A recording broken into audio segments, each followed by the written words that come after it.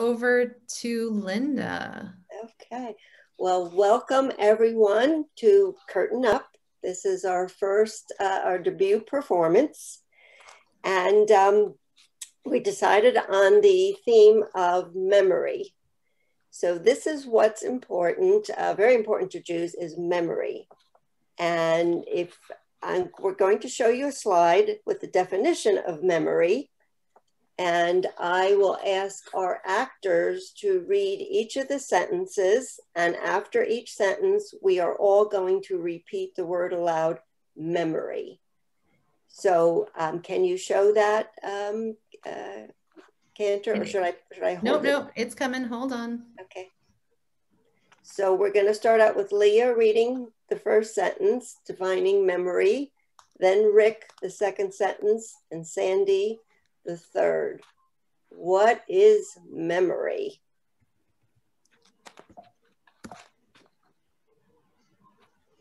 Okay, so Leah. What is memory? Memory is the faculty of the brain by which data or information is encoded, stored, and retrieved when needed. We all say memory. Memory. Memory. Memory. Okay, and Rick. It is the retention of information over time for the purpose of influencing future action. Memory. Memory. And Sandy. In past events, if past events could not be remembered, it would be impossible for language, relationships, or personal identity to develop. Memory.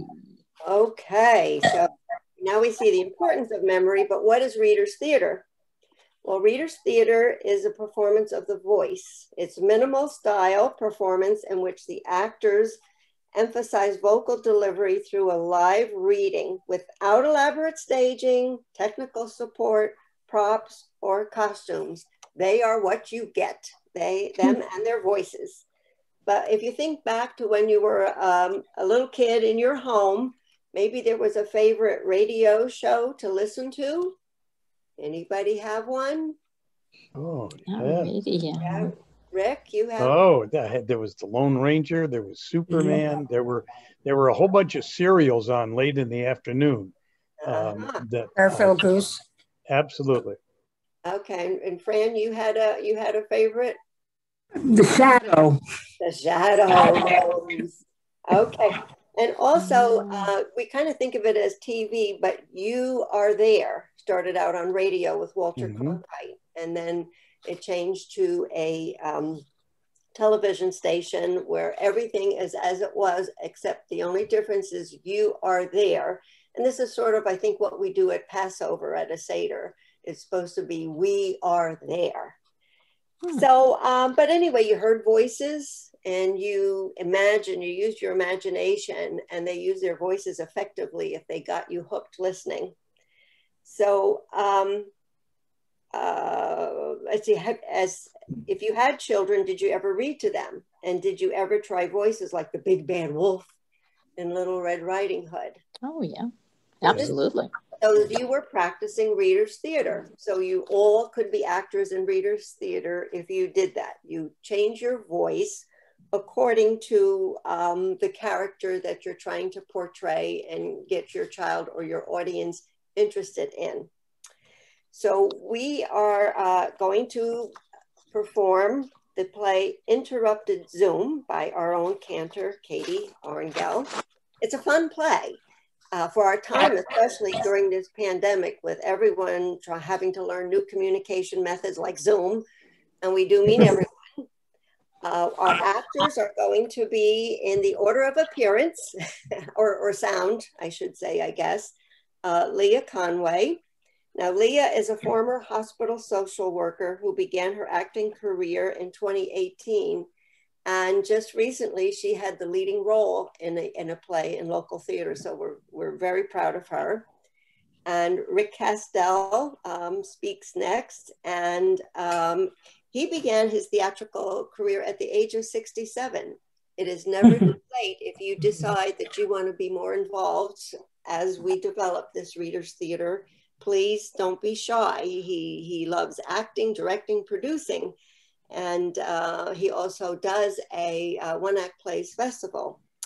And then our Sandy Center, she is actually a licensed mental health counselor and actually is excellent in our plays. She's been in many of our Sages plays, and she's one of my most darling characters. And still, she was in theater in youth, and now she's back in theater again, and we're glad to have her. And then our own Cantor has a part, but you will see her for yourself. So it's a short play that we're going to read through once, and then a discussion will follow, so you can express your thoughts about the play. Cantor will be leading that. And then after the discussion, and we see there's some things between the lines or more meat there than just what you heard, then we will do the play again. So we are going to start out with this is the first reading of the play. After the discussion, there'll be a second reading. So are our actors all ready? Yeah. All right. Yeah. Action. Oh, Barbara, I see you. You're home. Hi, Bubby. Share your screen. I want to see you too. Oh, Bubby, the share screen button, click it. It's broken. Oh, God. It's great Aunt Doomsday. I mean, hello, Aunt Dora. Listen, Bubby, it's not broken. Tap the button in the bottom left-hand corner with the video camera on it. oh, can you see me? Oh, now I can. Oh, my beautiful Adam, you're so tender. Well, 10 days in Israel will do that to a person. Tell me everything. How is the food? Did you hate it? Oh, that chickpeas gave me gas. I have never eaten fruit and vegetables so delicious, Bubs. The falafel, the shawarma, the hummus, the cheese, everything just tasted better. Ooh. The aroma of Maxwell House coffee, like I have at home. Oh, it even tastes better. Barbara, I'm so happy. Oi, forget the food already. A watermelon is a watermelon. Ask him. Go ahead, ask him. Okay. Barbara, you know I don't like to be pushy. But Did you meet a nice... Bubby. What? A grandmother shouldn't want to know her grandson is happy? Bubs, I've never felt this happy. Like everything about me is suddenly clear, which leads me to my new project. A new project, boy chick? No. Your last project, I'm still waiting on. Putting old pictures in that family album. Hush, Dora. Let him speak. It's okay, Bubby. The pictures are in an album on my Google Drive. There you have it, Dora. We just drive to Google to see the album. Now tell us, my Bubala, what is the new project? Well, I'm going to write my memoir, an entire book all about me, my life story. You're 23 years old. It'll be a short story. I think it will be a really good way to explore this new clarity about who I am. And what are you thinking of including in this memoir? Well, this trip will have to be part of it. There are some great stories from university. My semester abroad certainly will make the cut. 10 summers of camp. I can see the entire story arc around my lifeguard certification. This is really sounding like a bestseller. And what about your family? We're chopped liver in the book. I'm going to go watch my soap opera. It's got some romance. Bubby, of course you'll be in it. Zadie leading the Seder on Passover, making challah with you, my bar mitzvah. Your bar mitzvah. See, Bubs, there are so many stories to include. Adam, Maybe you'd include how your Zeta and I came to America and the stories I could tell you before that about our life in Holland. Well, your story is its own book through Bubby. This is about me. Babala, there would be no you without your wonderful parents or without me and my story. Oh, wow. A great point. Bubs, you're in it. And that's strange. I wonder if it's Sam, my friend from camp. We're Zooming at 3. Stay here. Don't touch anything. I'm going to unhide them. Hello, Sam. Do we know you? I don't know you. You know me. Do we play canasta together? The game of life is more my speed. That's so old school. Who are you? I'm more old school. So, is this the modern version of a burning bush? Bubby, is this what we call Zoom bombing? No bombs here. So we are supposed to believe God does Zoom meetings? I thought I might have something to add to your conversation. I told you Big Brother was watching. Bubala, call me on the telephone next time. I'm pressing the leave meeting button. Will you leave meeting too? I'm kind of intrigued. What exactly did you hear? You're writing a memoir. That's kind of creepy. For all the newfound connection you're feeling after your first trip to Israel, I think this might be pretty awesome. Heavy on the awe. Well, why didn't you Instagram me in Israel? Don't you live there? I could get in touch in Israel, China, Mexico. I live everywhere.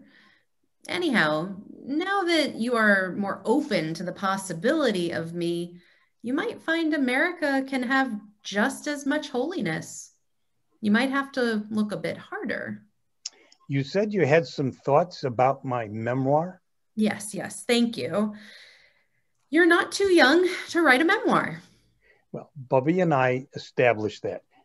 I mean, it will be my story combined with Zadie and Bubby and my parents. She was right. They are a part of my story. And what about her grandparents? Well, I never knew them. But aren't they still a part of your story? I suppose. And how about their grandparents? Well, when do you suggest I start my memoir? At Sinai, of course. Temple, Sinai? I think I went to a bar mitzvah there in Sarasota. I guess I could include that. But my strongest memory there was eating too much candy at the party. You can imagine what happened. I don't need to imagine. But I'm talking about a different Sinai. Mount Sinai. As in 10 Commandments, Mount Sinai? The one and only. Well, how on earth could I write about that? I never met my great-great-great-grandparents, and I'm struggling with how to include them in my story. How can I include a moment I was really not present for and am skeptical even happened in history? Oh, you were there. Yeah, what was I wearing? Sandals. I was at Sinai? You and the entire Jewish people. The entire Jewish people? Mom? At Sinai. Mr. Shapiro? At Sinai. Aunt Dora? Oh gosh, definitely at Aunt Sinai. She can really rouse a crowd to make a golden calf. That sounds about right. You can't imagine. Exactly. I can't imagine. How could I possibly write about a moment like that in history? It's not your history you'd be writing about. It's your memory. The Jewish people don't have history. They have memory. Why do you think being in Israel felt different than traveling to Aruba? Well, I've been learning about Israel at religious school and camp forever. American history has always been in the curriculum, but as you say, you've never felt in Orlando the way you did in Jerusalem. And you think that is because I have some sort of memory of Israel? I do. The Jewish people, our people, your people, are more than the people of the book. We are the people of memories, memories of generation upon generation, building on the memories of those that came before. You retell the story of the Exodus from Egypt at Passover and say, Zachor, remember. You retell the story of your Bubby and Zaidi on Yom HaShoah as you Zachor, remember. Even Shabbat, you should not only rejoice, oneg, but Zachor, remember. These are not just stories, Adam. They are part of the Jewish memory. I bet my hair was longer at Sinai. Your moments are adding to the Jewish memory every day. It seems your trip to Israel created a memory that your grandchildren will someday hear about. Yeah, for sure. Go write your memoir. I'm excited to see where you begin. Well, thank you. You know, you're good at this. I've had some practice recording memories. Adam, do you still have God on the line? We just oh my God, entered, Adam. we You just still have ended God on the our line call. too? I can fault. I wanted to give thanks for you, my bubbler. And I wanted to get next week's lottery numbers. Oh, yeah. Oy vey. The end. Thank you, actors. So the Jewish people have memory. We're going to turn the discussion over to Cantor to get deeper into what is the Jewish memory. All right. I love this. I'm actually putting us on gallery view because I have a perfect fitting box of people. So first of all, a big thank you to our actors. And I'm actually going to unmute everyone. If there's a lot of noise in your background, go ahead and mute yourself. But ask all to unmute. So you're getting a thing to unmute. But this really is meant to be a conversation. So please unmute, actors, audience, director, please, as we go through this, please share your thoughts. So I want to start with what questions did the scene spark for you?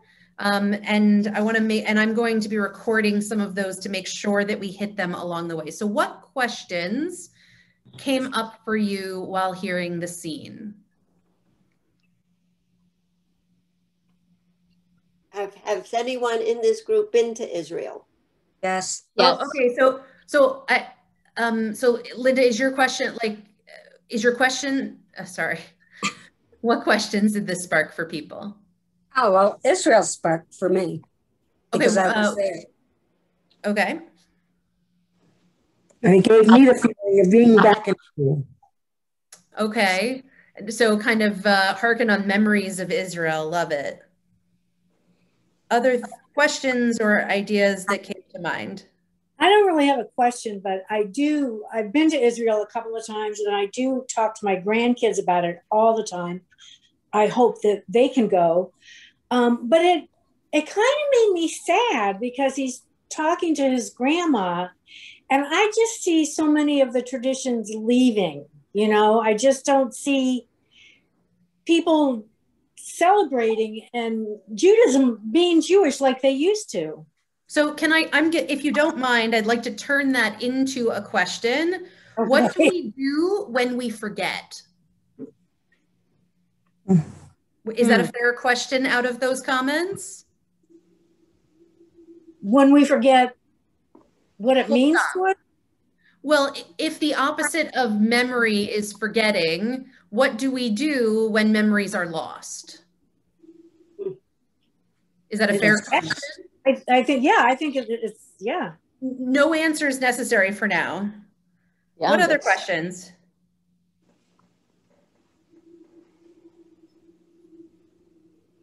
Anything, what should we do to make sure that the memories are passed on?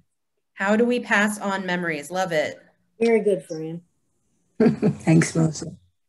And we're really related to the food in Israel. Oh, yeah. How do we eat the Israeli produce in Clearwater? You can't. How do we have a Jewish food festival with Israeli food instead of New York deli food? Okay, that's actually, how does Israeli food fit into Jewish food? Mm-hmm. Well, you have the falafels, and that's But Eastern European food fits into Jewish food too. right, the Mediterranean. As does the Sephardic. Yeah. You know, for that group, the Sephardim have theirs as well. The uniqueness. I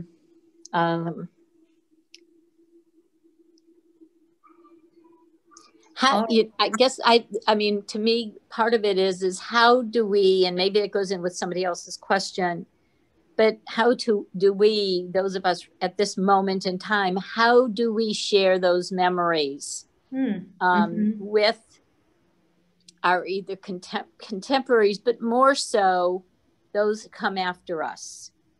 Beautiful. And it to me, it's like, see, I almost was, well, we'll talk about this later. Go ahead. Excellent. Any other questions? Well, if you don't have children, like I have stepchildren, but they're, way far away.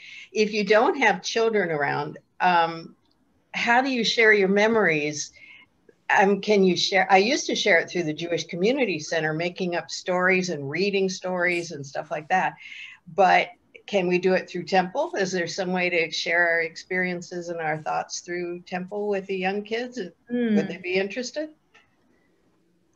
Well, and what comes to mind when you ask that question is it's not Yeladim or Horim LeYeladim. It's not parents to children, but it's Lador Vador. It's generation to generation. The need for a blood relationship to pass on to the next generation is not in that phrase. So I think that's a beautiful. I want to think about that. I really like the question. Final questions, and then we'll move on to my next piece. Excellent. All right. I love that the scene has sparked so many questions, because that really is my goal here, is to let the scene engage us in a conversation. So I'm curious, what is your oldest memory that you can conjure up? And it's interesting, I started thinking about this, I wrote one down, and then I'm like, oh wait, this is an older one. Oh wait, this is an older one. So I'm gonna go first, but take a moment, and if a few of you wouldn't mind sharing the oldest memory that you can kind of conjure up. And for me, I'm maybe 4 or 5 years old with my grandparents by myself, and they took me to Blockbuster, that old vestige of entertainment. And I was allowed to choose one musical, and I would choose Annie, and we would curl up in their bed, and I would watch until I fell asleep, which I don't think I ever got to the end of the movie. When I got older, we started doing The Sound of Music. I definitely didn't get to the end of that movie. But that was as far back as I can go. Somewhere in that 4 to 5 range. So what comes to mind for you as your oldest memory? Are you talking about related to Judaism or any memory? Not necessarily, just a memory that you were little when it happened, or maybe not, but what's the oldest memory you can kind of dig out? Oh, I can remember getting. Rick's going to go first, and then Linda will go. Okay. Go ahead, Rick. You say? Oh, yes. I imagine I was about 6 years old at the time. And my dad used to put up a Christmas tree, and he had some old Lionel trains that he would put around at the bottom. And I remember one of the first years that I went to Sunday school, he used to drive us there. And I said to him, Daddy, how come we don't have a Christmas tree this year? And he said to me, I don't think the rabbi would like that. And that's, I can remember that as being one of my earliest thoughts about Judaism and part of my childhood. Thank you. Linda? I was ready to go into school when an older student was carrying her cat and it bit me in the neck. Oh. Yeah. And so they had an all-point bulletin go out, and father was on the road and he found it. Unbelievable. Oh. Wow. Yeah. Debbie? I have two. I remember I grew up in the Bronx until my parents moved to the suburbs, Rockland County. And I remember having my tonsils out, and only one parent was allowed to stay overnight with the children. And the twin boys were in between. I was in between two twin boys, and because the mother of the twins got to stay overnight, I remember that it was so unfair that my mother couldn't stay and the twins, and they were throwing things across the beds. I remember things like that. And then also I remember my first, when I got my first basket for my bicycle in the Rockaways. I got on my little two-wheeler with train wheels, and that's what I remember.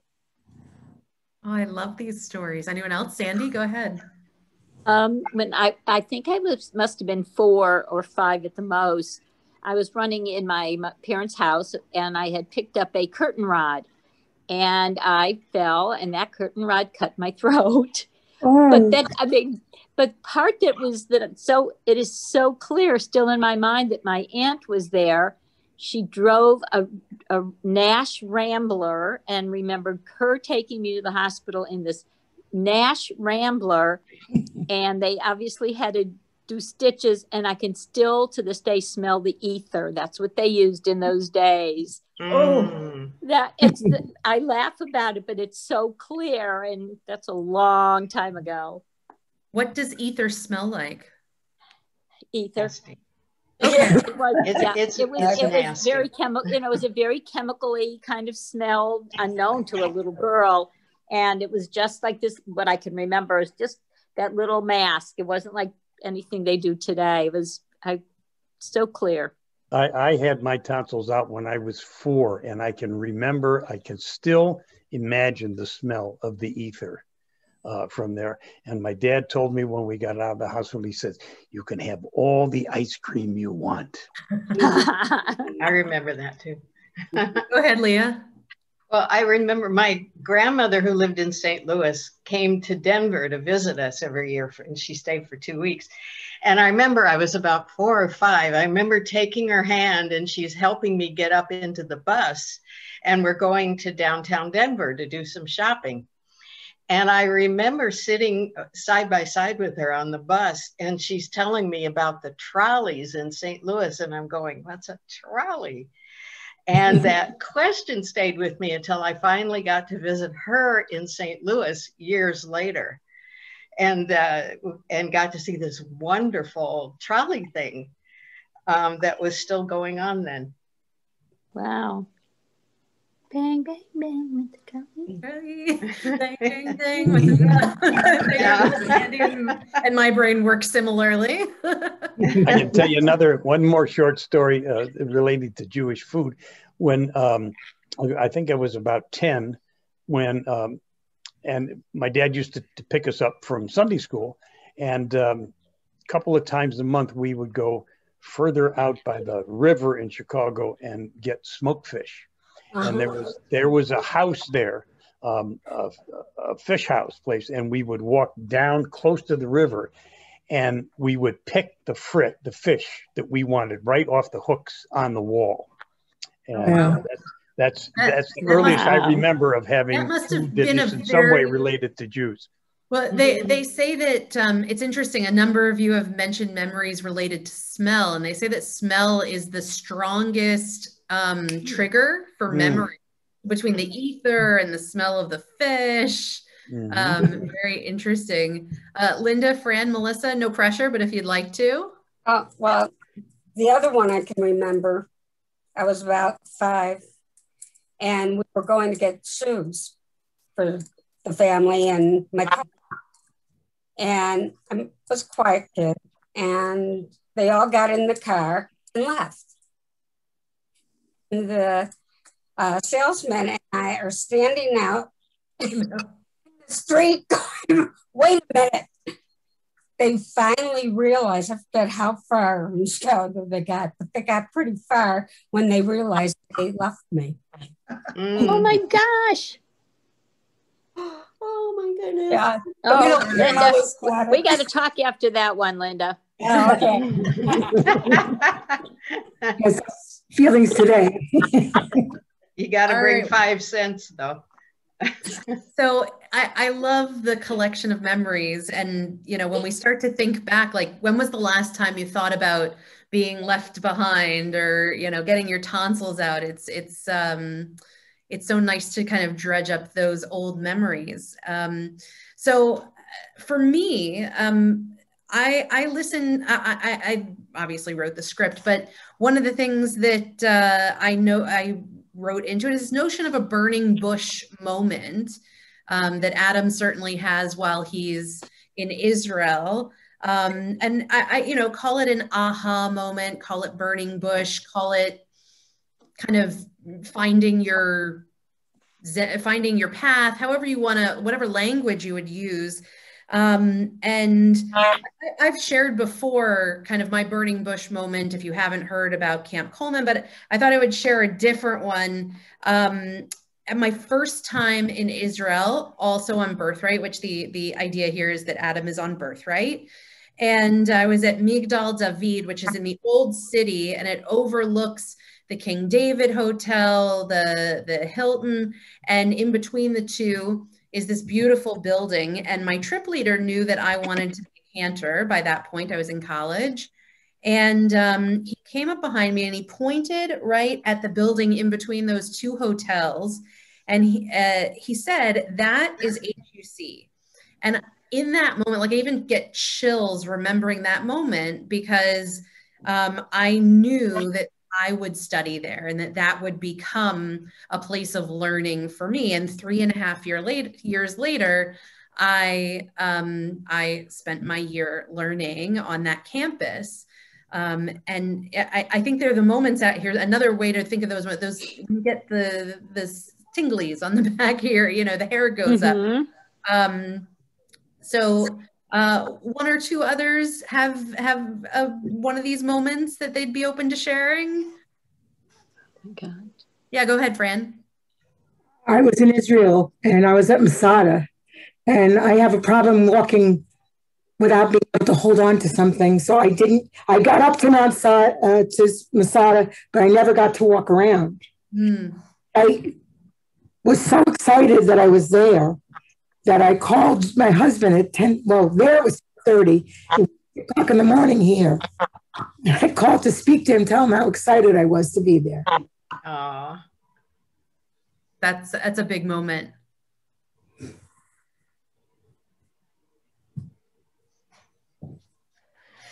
Yeah, these burning bush moments those are harder, I think, to pull out of our memory than kind of that early memory. But I'm sure for all of us, it might have been the first time you saw your spouse. It might have been when your child was like, there's all of these life altering moments that I would put into that category of a burning bush moment, a moment that might inspire a memoir as it did for Adam. So this idea of Zachor, I'm going to go ahead and share my screen again.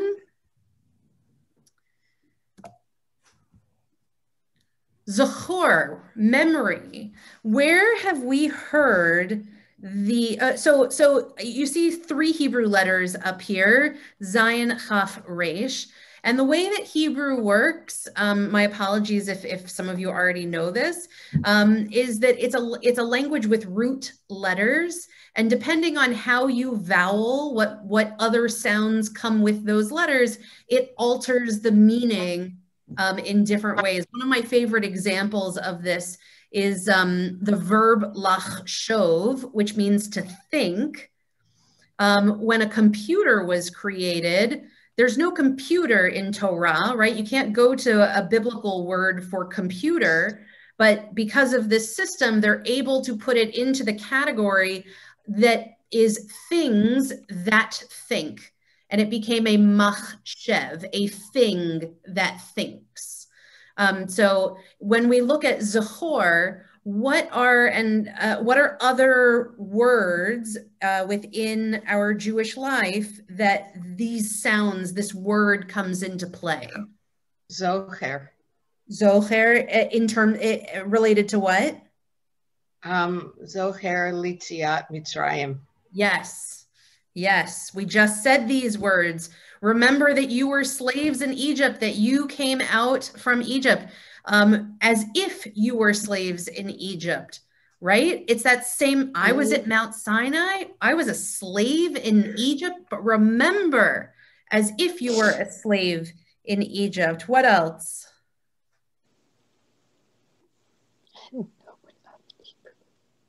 All I can think is Zachrenu. That's the only word I could think of. Of what? Say again? Zachrenu. That's a song. Zochrenu. Yes. We remember Zochrenu, our memories. Zochrenu l'chaim, right? Yes. Right. Excellent. Okay.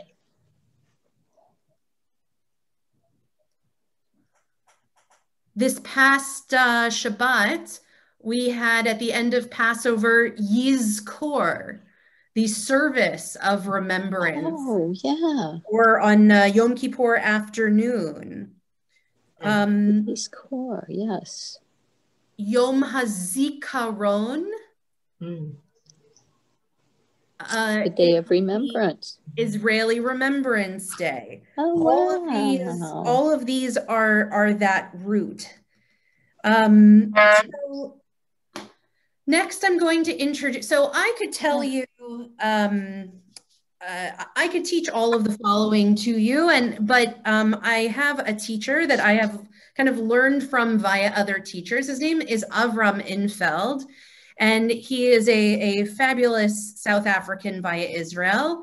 And he has a theory of Jewish education of the five-legged table. His philosophy is that a table stands really well on 5 legs. A table is fully functional on 4 legs. A table works on 3 legs.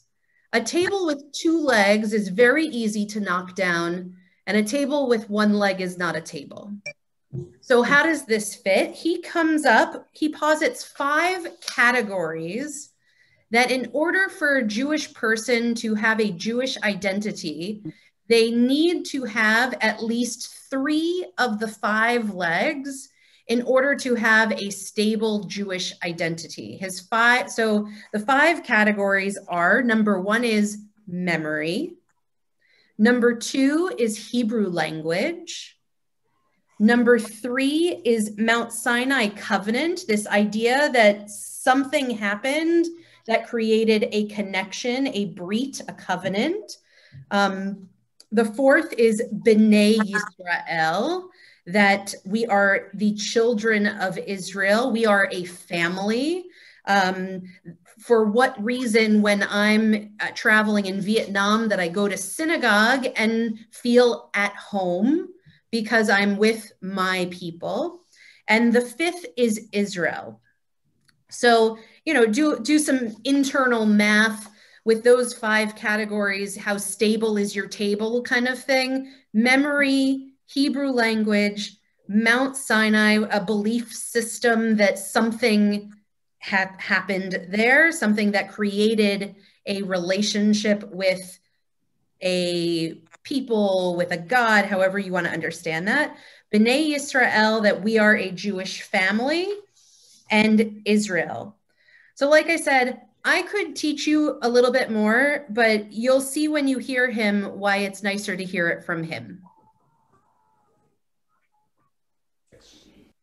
But I do have to tell a story. I come from a long line of very, very well-known physicists. I had an uncle who was the creator of the Sputnik, another one who was the head of physics at Yale, And the day that I was born, my late father knew that I'm going to become the world's greatest physicist. Einstein, nothing compared to my father's dreams about me. So when I went to study at the Hebrew University, I went to study physics. On the first day of school, I was sitting in the physics lab looking outside out of the window. And I saw this very gorgeous young lady walking towards the history department. So I graduated in history instead of in physics. She's now about to become the great-grandmother of my great-grandchild. But I have to let my father know about this. So I write my father a letter and I tell my father, Abba, I've decided not to study physics. I'm going to devote my life to the study of Jewish history at the Hebrew University in Jerusalem. I get a reply from my father, not by email, we didn't have it then. I get this thing called a telex. I can see from the side of the letter that my father is furious. But he'd forgotten about me becoming a scientist. He was mad at the Hebrew University. He said, what? The Hebrew University teaches Jewish history? Are they out of their minds? There is no such thing as Jewish history. Jews don't have history. Jews have memory. I had no idea what he was talking about. Today, let me tell you, my father was 100% right. Jews do not have history. That first leg of Jewish life is a sense of memory. On Passover night, we say, Chayav kol adam lirot et atzmo ke'ilu hu yatsa miMitzrayim. Each person must see himself as if they personally came out of Egypt. The verb that appears in our tradition more than any other verb is the verb liskor, zochor, zecher, zikaron, yiskor. Remember, remember, remember. We carry it to a phenomenal extreme. A young couple fall in love. They decide to spend their lives together. They get under the bridal canopy. What do? They break a glass. Why? In order to remember the destruction of Jerusalem. I've been in this world for a long time, my friends. I've never met a couple who spent the first night of their marriage worrying about the destruction of Jerusalem. But you can't begin anything Jewish. You can't build anything Jewish. You can't do anything Jewish without calling on memory, which is why the purpose of Jewish education, and the only purpose of Jewish education, is how do you take the individual Jew, open his mind, and help that person link their personal memory to the collective memory of the Jewish people. Memory. Wow, I love that. Right? Right. Better to hear it from him. So what elements from the scene did you just hear from Avram and Feld? Oh, let's see. Question. The grandmother talks about memory of her life. Yep. You have to go back to the beginning, like they did with breaking the glass. Remember from the beginning.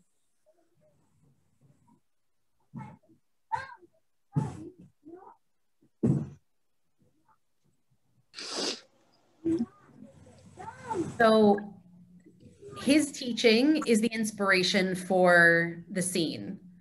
So I share that with you. You can see how his teaching inspired the words, the message, the insistence upon seeing yourself as part of a chain. I think seeing yourself as part of the beginning, as Melissa said, is part of what being Jewish is all about. So seeing ourselves at Sinai, let's call that for right now the beginning of the relational Jewish experience that we have. Many look at the crossing through the sea as a rebirth, a birth into a nation, and that until we have guiding documents and rules to live by, that it's only at that point when we become in covenant with the eternal that that we become a people, because a people without kind of guidelines is just chaos.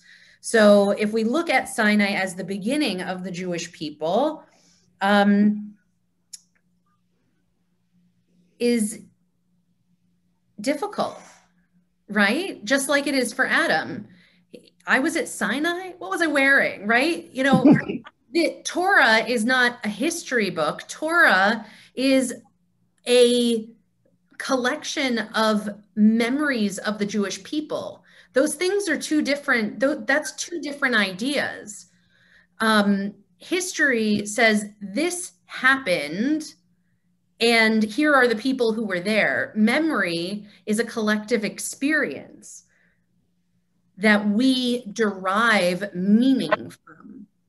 So I think another really difficult thing to imagine, much like seeing ourselves at Sinai, is finding the language to talk about God.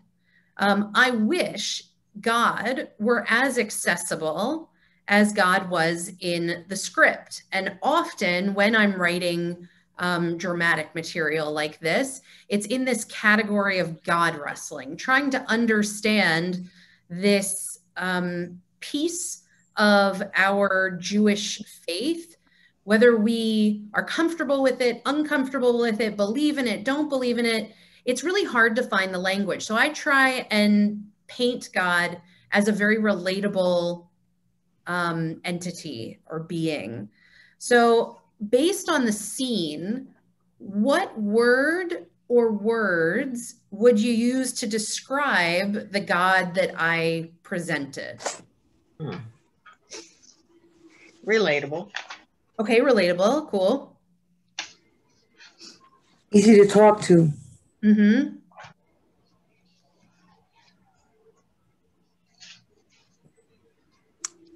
Teacher. Okay. Intelligent.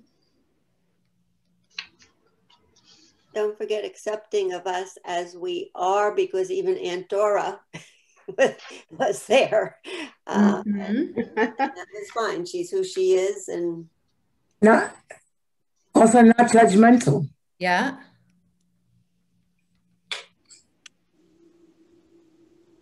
These are great. Any others? He cares. I don't know if somebody may have said this, but I was thinking accessible when he talks about being in Israel and China and Mexico and everywhere. So however we identify that accessibility. I love this list. Encouraging. Wouldn't it be nice if, sorry, go ahead, Leah. Encouraging. Ooh, okay.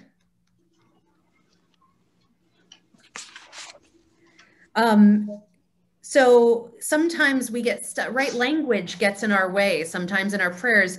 You know, how often within our language that we use in our prayers do we say, oh, non-judgmental one, you know, encouraging me to thrive. Oh, relatable one, accepting of all. You know, consider what that relationship is like when we use these words that you just shared to talk about, think about God. Rick, I'm going to put you on the spot since you were the Adam. You were the first to converse with God. As your character, how do you think, in your character's mind or in your own experience, what was it like to be in conversation with God? This accepting, relatable, accessible God? Well, that would be sort of overwhelming. Oh my God, I'm actually conversing with God. Oh my God, how does this God find me out of all of these billions of people? I would be very impressed. That is so Moses of you. When God approaches Moses in the burning bush, what's Moses's first response? Yeah. Why me? Why me? I Right. stutter. Like, I'm imperfect. Why are you talking to me? I love that. Any other thoughts from anyone else? You know, Rick got to be in those shoes. Are you angry or are you loving? Which God are you? Who am I meeting? Who has signed on? Mm-hmm. Love that.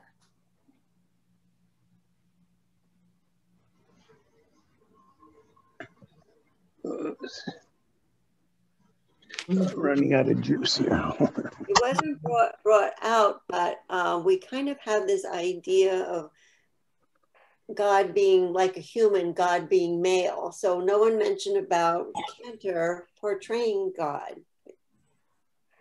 What did that seem odd? Yes, good point, Linda. Yeah, but actually didn't even think about it. Interesting. Okay. Linda, thank you for pointing that out. I was thinking about it in terms of covenant and prayer and all that. I'm not sure I understand the covenant, and I'm not sure I understand God. So what place does a woman really have in this Jewish religion really is what came up for me during all this. Because I have some ideas around that, but later. Okay.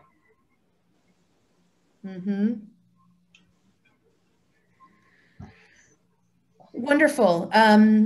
You know, I always find we kind of have to build to asking questions about God. I was involved in a discussion of Jewish identity, and 30 different kind of statements of Jewish were put on a list, and we had to organize them.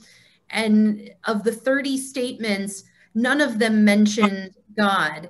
And I think that we are nervous to bring God into the conversation. And I applaud you for being open to sharing some of these ideas. And I look forward to engaging in a little bit more of this God talk as we get to know one another better. So spring is the season of rebirth. And it's also the season of holidays of remembrance. So consider that for a moment, that with the joy of spring comes it can be the sadness of memory, but it's not necessarily the sadness of memory, maybe the awe of memory. Because I think there is a bit of a balance between those. I think it's part of why those holidays fall in the spring. That Passover, as we said, remembers that we were slaves in Egypt and that we should retell the story. Next week will be Yom HaZikaron, as I mentioned, which falls just before Yom HaAtzmaut. So in Israel, a siren will sound, and people will stop their cars on the highway and get out for the time, the minute in the evening, the 2 minutes in the morning that the siren is going off. That's the way nationally that Israel Zachor remembers. Shameless plug, next Thursday night is a Yom HaAtzmaut concert that I'm in. I would love for all of you to attend. And then we look to tomorrow, this evening, or tomorrow on the holiday of Yom HaShoah, that the responsibility to remember the Shoah. So I'm curious, how will you remember on Yom HaShoah? What is your expression of remembering? I remember it all the time. I don't need one special day to remember. It's in my heart. Isn't that interesting? And it's so painful. I almost, although I would love to watch you, would watch the remembrance of it. It is so painful to me, so raw to me. I almost can't stand it. Memory is a very personal thing. I would tend to agree with Leah on that because I feel very badly when it comes to holidays because my family consists now of 11 people because my husband is missing he's missing his sisters he's missing sisters two sisters and one brother because of what happened to his family on their way to America, and as a result of that my family is now 11 people. So I'm not, you know, I miss, you know, I miss my family at celebrations because my family is not there.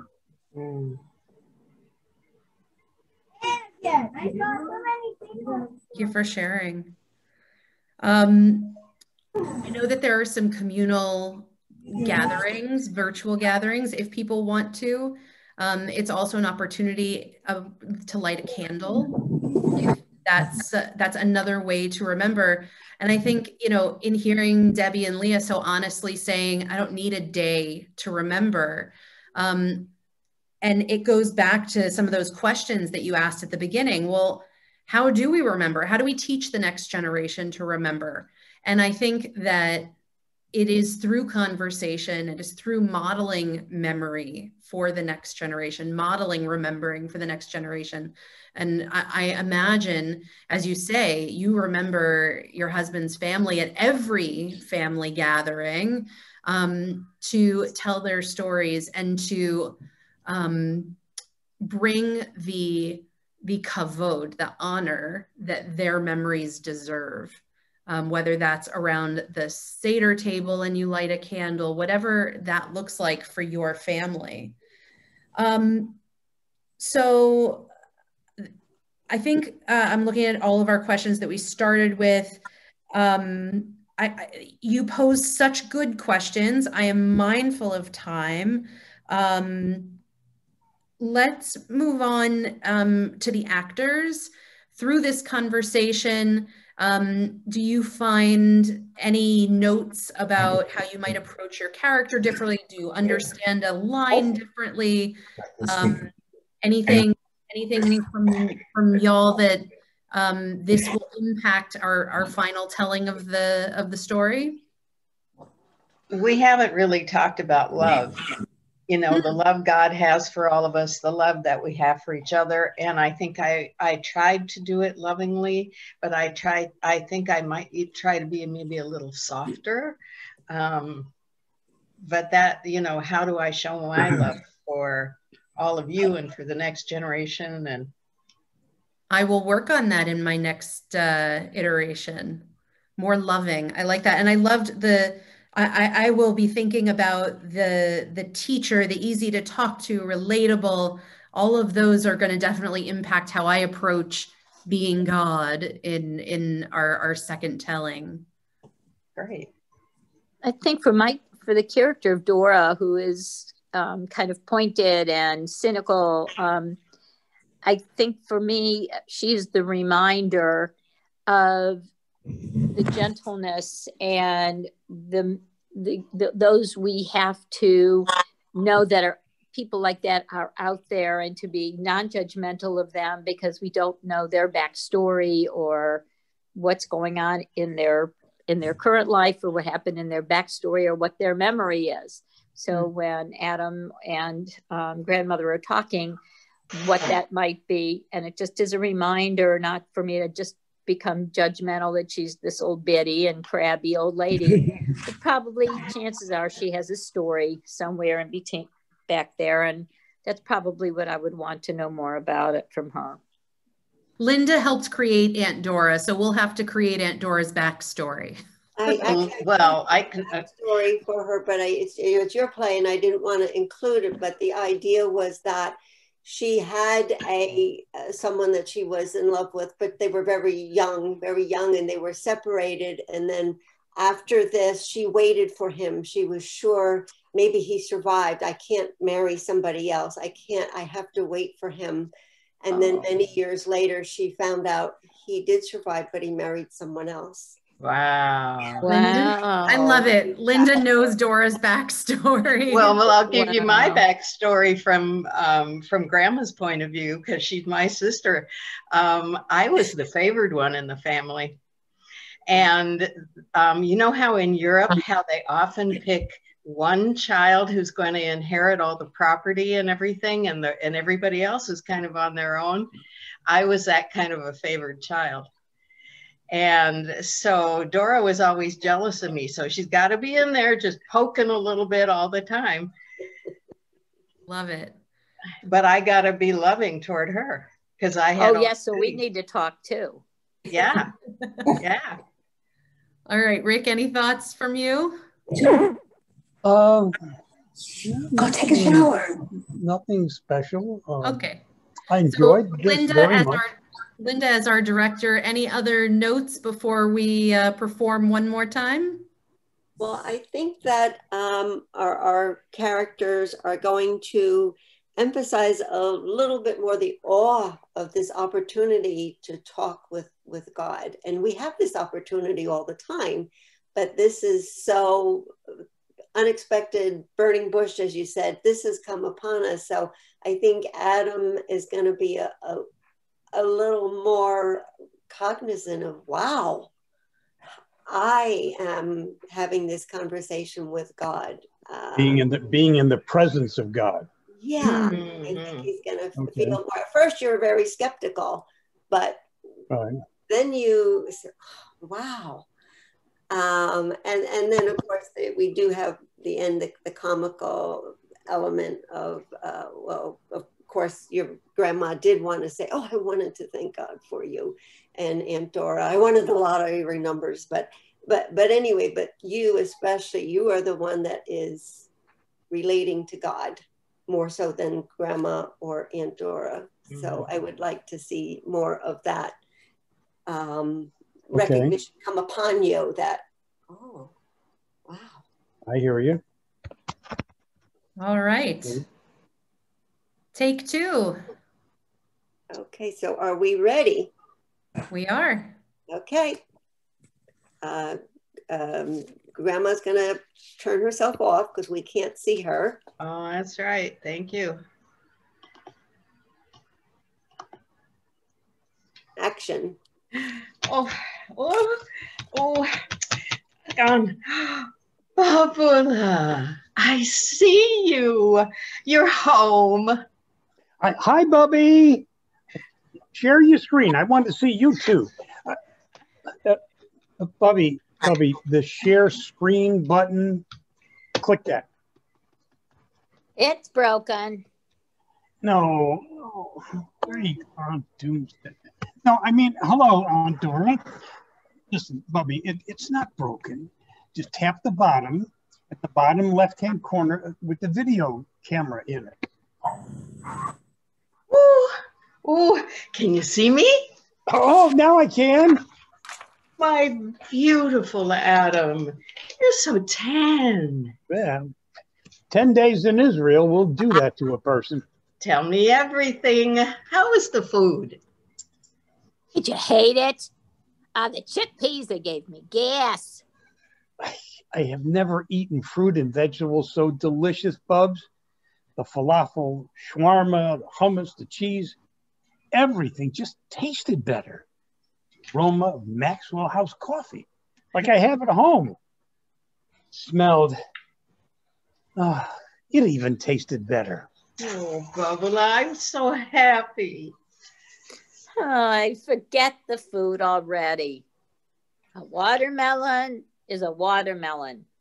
Ask him, but go ahead, ask him. Okay. Bubula, you know I don't like to be pushy.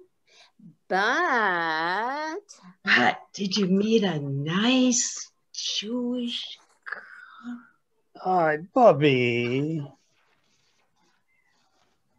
What? A grandmother shouldn't want to know her grandson is happy? Bubs, I've never felt this happy. It's like everything about me is suddenly clear, which leads me to my new project.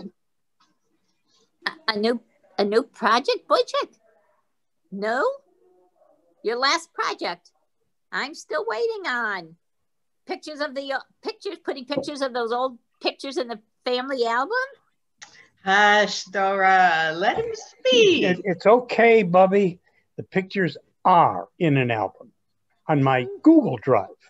There you have it, Dora. We just drive to Google to see the album. Now, tell us, my Bubala, what is the new project? I'm going to write my memoir, an entire book. It's all about me, my story. You're 23 years old. It'll be a short story. Well, I think it will be a really good way to explore this new clarity about who I am. And what are you thinking of including in this memoir? Well, the trip will be part of it, of course. There are some great stories from university, like my semester abroad certainly will make the cut. And 10 summers of camp, I can see an entire story arc around my lifeguard certification. This is really sounding like a bestseller. And what about your family? We're chopped liver in this book. I'm going to go watch my soap opera.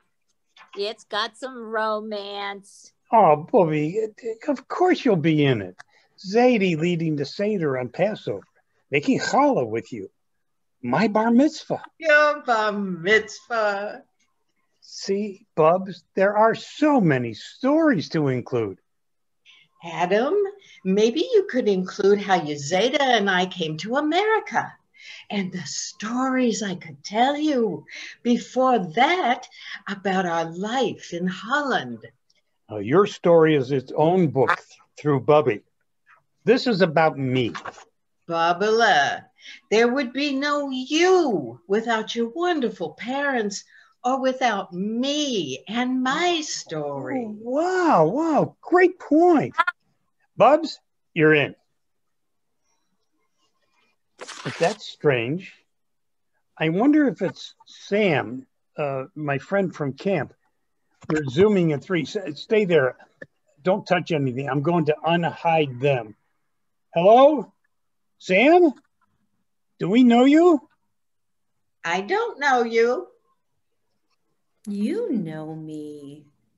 Do we play canasta together? The game of life is more my speed. Oh, that's so old school of you. Who are you? I'm more old school. So what, this is the modern version of a burning bush? Yeah, is it? Bubby, is this what we call Zoom bombing? Oh, no bombs here. So we're supposed to believe God does Zoom meetings? I thought I might have something to add to your conversation. I told you Big Brother was watching. Bubala, call me on the telephone next time. I'm pressing button. Will you leave the meeting too? Well, I'm kind of intrigued. What did you hear? You're writing a memoir. That's kind of creepy. Oh, for all the newfound connection you're feeling after your first trip to Israel, I'd think might be pretty awesome. Heavy on the awe. Why didn't you Instagram me in Israel? Don't you live there? I could get in touch with you in Israel or China or Mexico. I live everywhere. Anyhow, now that you are more open to the possibility of me, you might find America can have just as much holiness. You might have to look a little harder. You said you had some thoughts about my memoir? Yes, thank you. You're not too young to write a memoir. Well, Bobby and I established that. I mean, it will be my story combined with Zadie and Bubby and my parents. She's right. They are a part of my story. And what about her grandparents? Well, I never knew them. But aren't they still part of your story? I suppose. And how about their grandparents? When do you suggest I start my memoir? At Sinai, of course. Temple Sinai? I think we went to a bar mitzvah there in Sarasota. I guess I can include it, but my strongest memory there was eating too much candy at the party. You can imagine what happened. Oh, I don't need to imagine, but I'm talking about a different Sinai, Mount Sinai. As in 10 Commandments, Mount Sinai? The one and only. How on earth could I write about that? I never met my great-great-great-grandparents, and I'm struggling with how to include them in my story. How can I include a moment I was really not present for and am skeptical even happened in history? Oh, you were there. What was I wearing? Sandals. I was at Sinai? You and the entire Jewish people. The entire Jewish people? Mom? There, at Sinai. Mr. Shapiro? At Sinai. Aunt Dora? Definitely at Sinai. Ooh, she can really rouse a crowd for a golden calf. Well, that sounds about right. You can't imagine. Exactly. I can't imagine. How could I possibly write about a moment like that in history? It's not your history you'd be writing about. It's your memory. The Jewish people, they don't have history. They have memory. Why do you think being in Israel felt different than traveling to Aruba? I've been learning about Israel and religious school and camp forever. American history has always been a part of the curriculum, but as you say, you've never felt in Orlando as you did in Jerusalem. And you think that is because I have some kind of memory of Israel? Oh, I do. The Jewish people, our people, your people, are more than the people of the book. We are the people of memories, memories of generation upon generation, building on the memories of those that came before. You retell the story of the Exodus from Egypt at Passover and say, Zachor, remember. You retell the story of your Bubby and Zadie on Yom HaShoah as you Zachor, remember. Even Shabbat, you should not only rejoice, but Zachor, remember. These are not just stories, Adam. They are part of Jewish memory. I bet my hair was longer at Sinai. Your moments are adding to the Jewish memory every day. It seems your trip to Israel created a memory that your grandchildren will someday hear about. For sure. Go write your memoir. I am excited to see where you begin. Thank you. You know, you're good at this. I've had some practice in recording memories. Adam, do you still have? You've got on the line? We just ended our call. Hi, Gavalt. I wanted to give thanks for you, my Bobola. And I wanted to get next week's lottery numbers. The end. A round of applause. Everyone. Yay. That was much more effective. Let's see you, Linda. All right. But I do have to tell a story. Hold on. Don't want to go back to him. How do we find him, Cantor? That's pretty cool. I like that. Yeah. Hold on. I got to stop him. He's gone rogue. Okay. So hold on, because I do want to finish with something that we can all do together, much like at the beginning that things were read and then we said, remember. Now, as we do that, we'll say Zachor, remember, and it'll be up on the screen. So Linda, would you lead us will you read these words for us? Okay, this is the quotes. These are famous quotes, and what we'll do is we'll say Zachor after each one. Maybe our actors should, or did you want me to read them? You know what? We'd love to hear your voice. Okay. Those who do not remember the past are condemned to repeat it. George Santayana. Zachor. So I have it set up with two quotes and then we say it. Okay. Okay. Oh, sorry. Oh, tell me and I forget. Teach me and I remember. Involve me and I learn. Ben Franklin. Remember. When a person points a finger at someone, they should remember that 4 of their fingers are pointing at themselves. Remember, tomorrow is promised to no one. Walter Payton. Remember. Humankind must remember that peace is not God's gift to creation. Peace is our gift to each other.